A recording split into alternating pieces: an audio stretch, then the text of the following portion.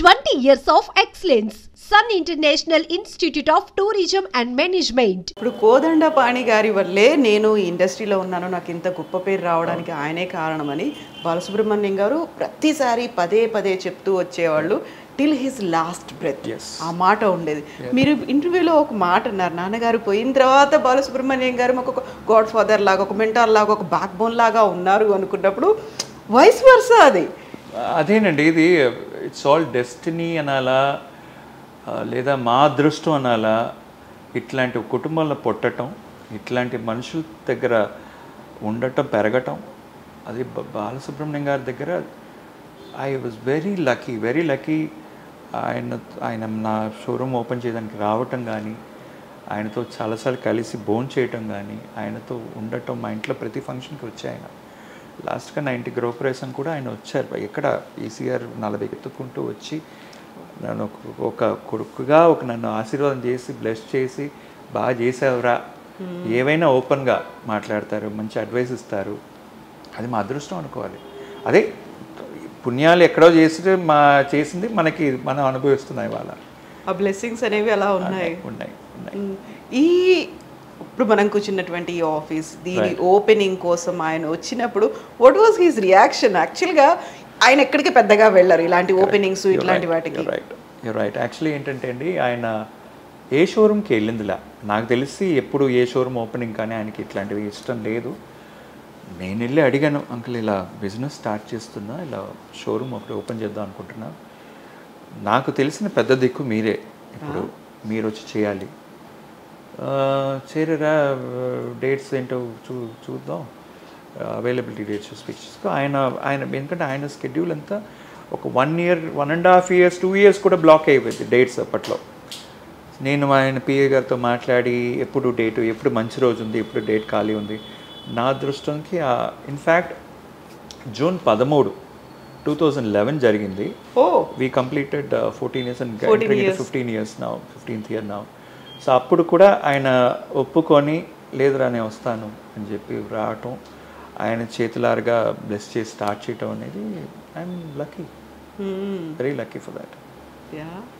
So నాన్నగారు అంతకుముందే కోదండపాణి గారు వెరీ యంగేజ్, 46 years, అప్పుడే ఆయన దూరం అయిపోయారు. తర్వాత నాన్నగారు పోయి 26 years అవుతుంది. బాలసుబ్రహ్మణ్యం గారు కూడా కరోనా టైంలో that was very unfortunate thing.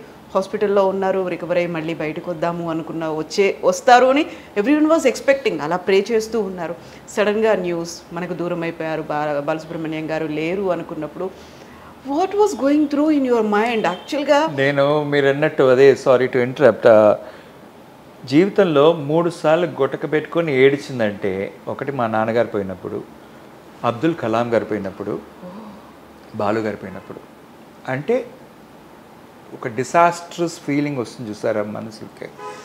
మా నాన్నగారు పోయినప్పుడైతే హైదరాబాద్లో యశోద హాస్పిటల్లో నుంచి న్యూస్ వినంగానే నాకు ఏం చేయాలో అర్థం కాల. చిన్న వయసు, నాకెంత 21, I was very small that time, very young. I was working there in Hyderabad, not so well done financially.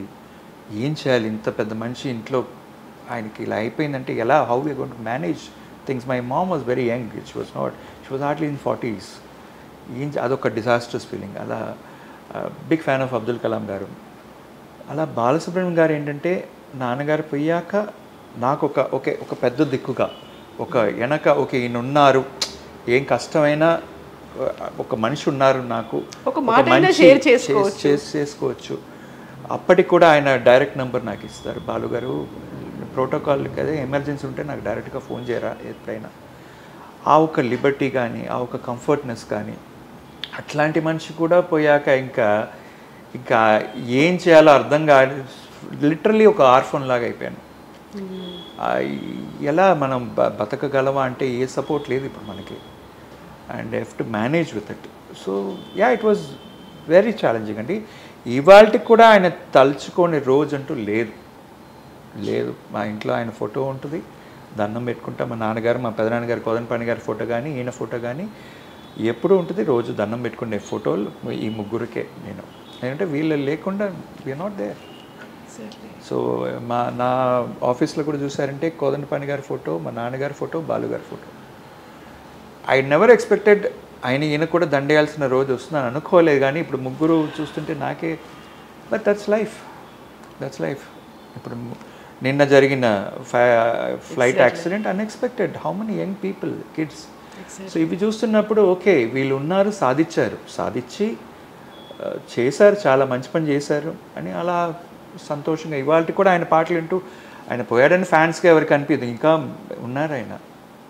So but it's a disasters feeling, no doubt. ఏమనిపించింది? ఆయన హాస్పిటల్లో అడ్మిట్ అయ్యారు, అక్కడి నుంచి సెల్ఫీ వీడియోస్ తీసి కూడా పంపించారు, బాగున్నాను అనేది, నేను తొందరలోనే బయటికి వస్తాను అనేది చెప్పారు. సడన్గా we got a news he's no more. It's shocking అండి.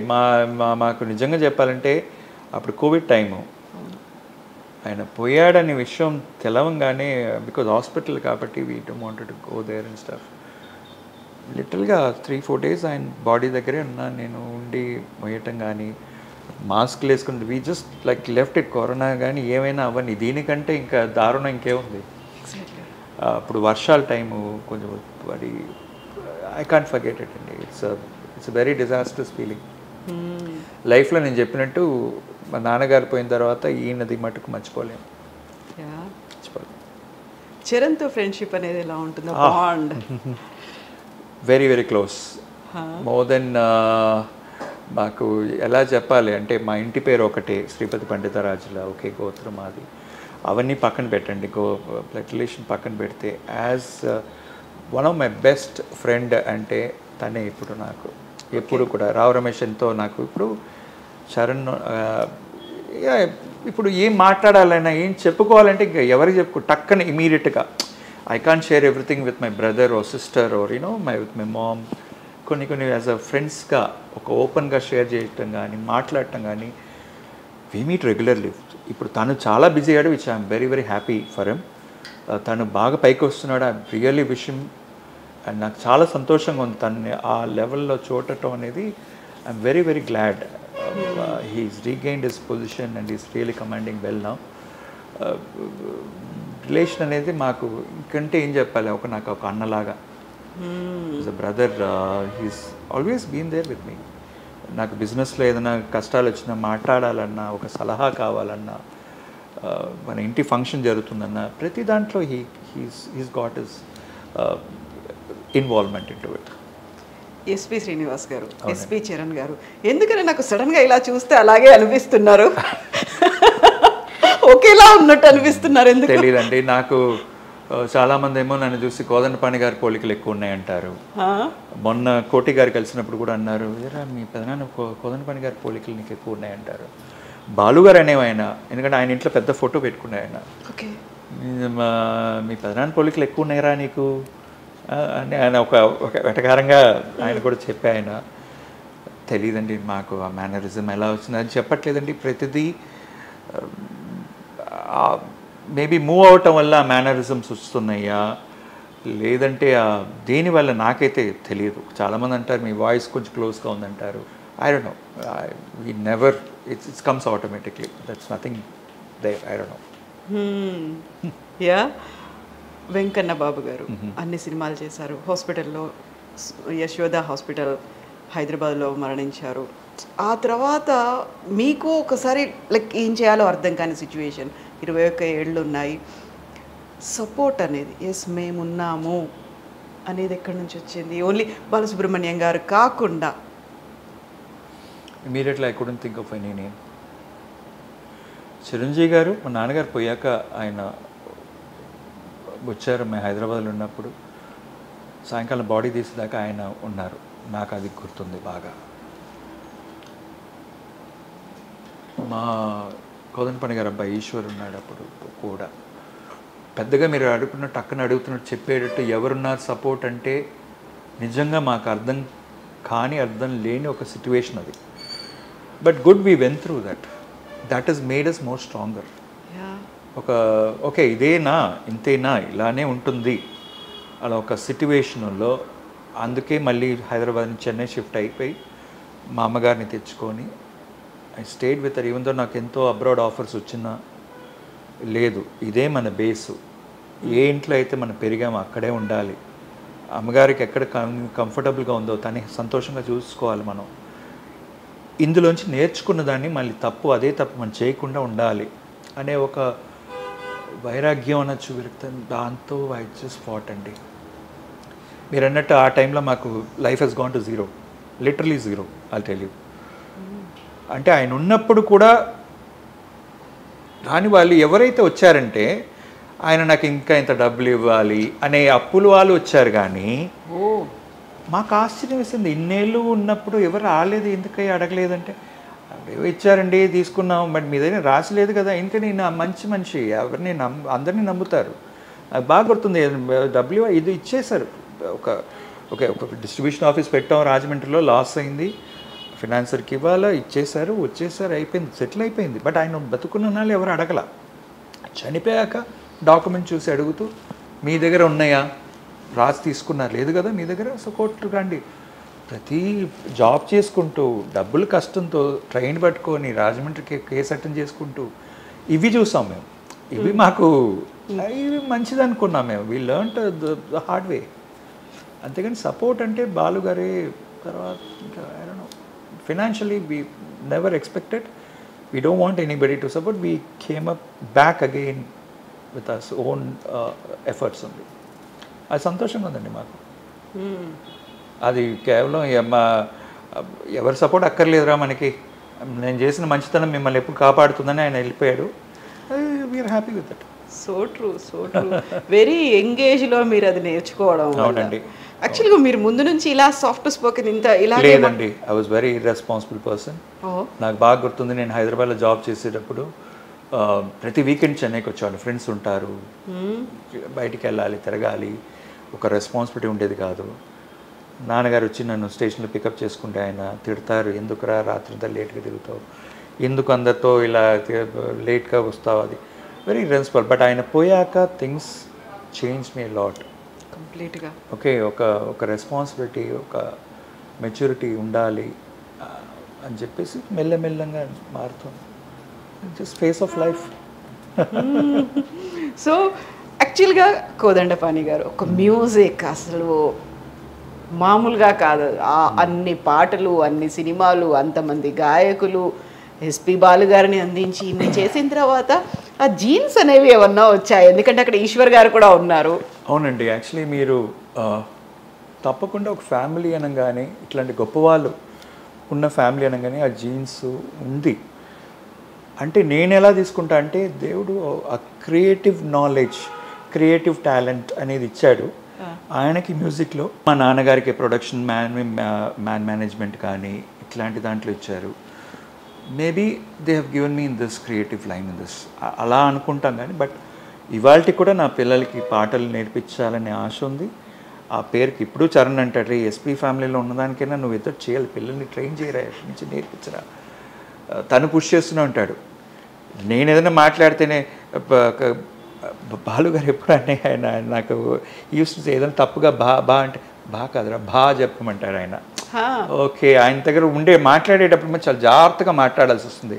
ఈ పాడుతా తీగలు చెప్తున్నట్టు ఇలాంటి ఎలా పలకాలి పిల్లలకి. నాకు ఏదైనా అవసరంగా బా అని చరణ్ అంటే బా కదరా బా చెప్పరు, ఓకే బా అంటే ఇట్లాంటివి ఉంటాయి. సరే మనం చేయట్లా, అట్లీస్ట్ మన పిల్లలకైనా చేయాలని చెప్పి ఆశ ఉందండి. తప్పకుండా we will not leave this kind of ఒక ఇంత పెద్ద ఒక ఫ్యామిలీ దీన్ని వదిలిపెట్టాం. తప్పకుండా మేము will be in the same line. If not me, my kids will be on the same line. యాక్చువల్గా మీరు ఇప్పుడు ఒక మాట అన్నారు, రైట్, పిల్లలకి నేర్పిద్దాం అనుకుంటున్నాను. అవును. అంతకుముందు ఒక మాట అన్నారు మహేశ్వరి ఫిల్మ్స్కి సంబంధించి. కొంచెం అయితే ఏదో నాకు పాజిటివ్గా అనిపిస్తోంది కొద్దిగా. ఆ లైన్స్లో ఇంక్లినేషన్ అంటారు చూడండి, ఏదో లోపల ఉండి కొంచెం ఇచ్చింగ్ లాగా ఉంటుంది, ఎక్కడో గుచ్చుతూ ఉంటుంది. కాబట్టి నెక్స్ట్ జనరేషన్ మ్యూజిక్లోకి ఏమన్నా రావచ్చేమో. బట్ మీకు కూడా ఒక ఫిల్మ్స్ ఏదో ఒక్కటి ట్రై చేద్దాం. ఇవాళ మీరు అన్నట్టు నాకైతే ప్యాషన్ ఉంది.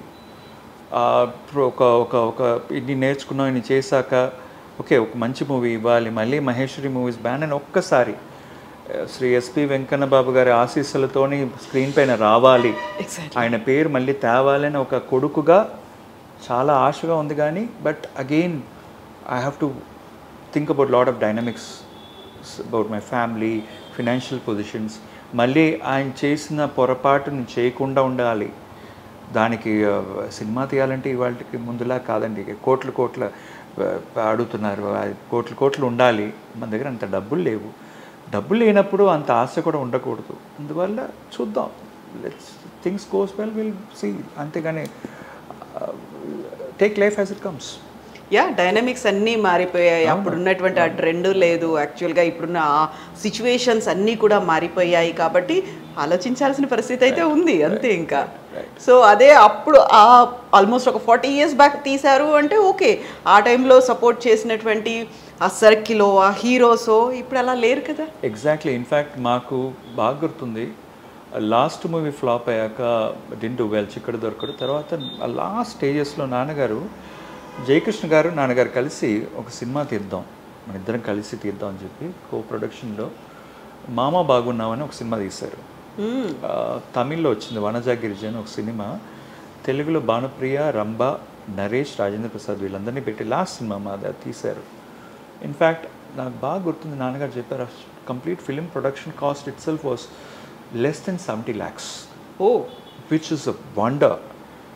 How they achieved it? Everybody remuneration తీసుకోకుండా ఇద్దరు ప్రొడ్యూసర్స్ కోసం, అంటే జయకృష్ణ గారు అంటే మామూలు మనిషి కదా, ఆయన ఎంత పెద్ద ప్రొడ్యూసరు, నాన్నగారు ఎంతమందికి హెల్ప్ చేయడం. సో టెక్నీషియన్స్ నుంచి ప్రతి వాళ్ళు ఇన్వాల్వ్మెంట్తో రెమ్యునరేషన్ తీసుకో. ఇంకా నరేష్ గారు, రాజేంద్ర ప్రసాద్ గారు, భానుప్రియ గారు, రంభ, కోటా శ్రీనివాసరావు గారు, ఈయన్ని మర్చిపోలేండి లైఫ్లో. ఇవాళకి నేను వెళ్ళినా ఆయన బ్లెస్సింగ్స్ తీసుకుంటే హైదరాబాద్లో కలుస్తాను ఆయన్ని. వీళ్ళందరూ కలిసి ఒక సినిమాకి మాకు సపోర్ట్ చేసి చేయటం అనేది that's a big thing. But ఆ సపోర్ట్ ఇవాళ మనం ఎదురు చూడలేం. Today everything is commercial, we can't blame anybody. It's become quite common thing right now. So అందువల్ల అట్లాంటిది మళ్ళీ తీయగలవా అనేది నాకైతే డౌటే, ఉన్న బడ్జెట్స్ కానీ ఉన్న డిఫికల్టీస్ కానీ. బట్ టెక్నికల్ లైన్లో నాకు చాలా ఫ్రెండ్స్ ఉన్నారు. నేను మీకు చెప్పినట్టు I have a lot of friends in the film industry which we regularly discuss, chat and సినిమాలు చూస్తుంటాం కానీ. But let's take life as it comes. Exactly. 40 years back ఉన్నటువంటి సిచ్యువేషన్స్ ఇప్పుడు లేవు కాబట్టి మళ్ళీ 2-3 సార్లు ఆలోచించాల్సినటువంటి పరిస్థితి అయితే ఉంటుంది. ఇప్పుడు మీరు చెప్పినట్టుగా భారీ బడ్జెట్ సినిమాలు 100 కోట్లు కాదు 1000 కోట్లు. మనం ఒక మంచి సినిమా తీయాలి, ఫ్యామిలీ సబ్జెక్టు ఒక అనుకుంటే ఫస్ట్ ఆఫ్ ఆల్ ఆ జోనర్కి నచ్చే క్రౌడ్ ఉన్నారా లేదా కూడా తెలియట్లే ఇవాళ. ఆ పాటలు మంచి పాటలు, ఒక తెలుగులో మంచి పాటలు కావాలనేటట్టు వినేటట్టు ఉన్నారా కూడా తెలియదు మనకి. ఇవాళ ఫాస్ట్ బీట్కి అలవాటు అయిపోయి ఆ ఒక దీనికి అలవాటు అయిపోయి. బట్ మనం ఇంకా ఆ స్టైల్, నాకైతే జంధ్యాల గారి స్టైల్, నాకు I really love his movies. ఇవాళ కూడా మా ఇంట్లో సుత్తివేలు గారు కానీ వీరభద్ర గారికి కామెడీస్ వేసుకుంటూ సరదాగా నవ్వుకుంటూ చంటబ్బాయి సినిమా చూడాలనిపిస్తుంది, దొంగమూడు సినిమా, ఇట్లాంటి మాకు ఆ జోనర్ టేస్ట్ స్టైల్లో ఉండే మనిషికి ఇవాళ సినిమాలు మనం తీయగలమా, నచ్చుతాయా, ఆ పర్టికులర్ జనరేషన్కి మనం మ్యాచ్ అవుతామని కూడా మాకు ఐ డోంట్ థింక్. సో అందువల్ల కొంచెం వెనకబడ్డాం అనమాట. ఇప్పటికైతే ఆలోచిద్దాం, చూద్దాం నేను. బట్ ఆ వెలితి అయితే ఉంది కదా, ఆ సినిమాలకు కావాల్సినటువంటి స్పేస్ అయితే ఇంకా ఉంది. ఉంది ఉంది అందులో this no doubt. My presence in Hyderabad I still go there because I have lot of friends. అప్పుడప్పుడు వెళ్తుంటాను, I meet the film industry friends and come back. Yes, thank you so much Srinivas garu మీ టైంని మాకు ఇచ్చినందుకు. And I'm not saying like I'm expecting a movie from you అనేది, ఎందుకంటే that is entirely your decision. ఎందుకంటే అవన్నీ చూసుకున్న తర్వాత, క్యాలిక్యులేషన్స్ అన్నీ చూసుకున్న తర్వాతే. బట్ మీరు చెప్పినట్టుగా పెద్దల ఆశీస్సులు ఎప్పుడూ మీ మీదే ఉంటాయి, ఆ బ్లెస్సింగ్స్ అనేవి ఉంటాయి. That will like keep you moving on. అంతే, అలా ముందుకెళ్తూనే ఉంటారు మీరు. ఇలాగే ముందుకెళ్ళండి. అండ్ ఎస్పి బాలు గారు చెప్పినట్టుగా ఆయన మహత్యమో ఆయన చేతితో స్టార్ట్ అయినటువంటిది ఇలాగే ఫ్లరిష్ అవుతూ ముందుకెళ్ళాలి. Thank you so much Srinivas. Thank you so much. Thank you so much. Thank you so much.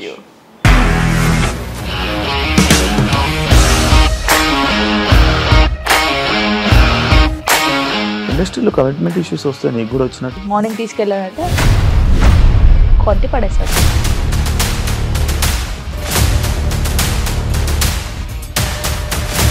ఒక్కళ్ళు కూడా చూడలేదు ఈ సినిమా అని చెప్పడానికి కూడా చాలా ధైర్యం కావాలి. అది నిజం కదా, దాంట్లో ధైర్యం ఏంటి?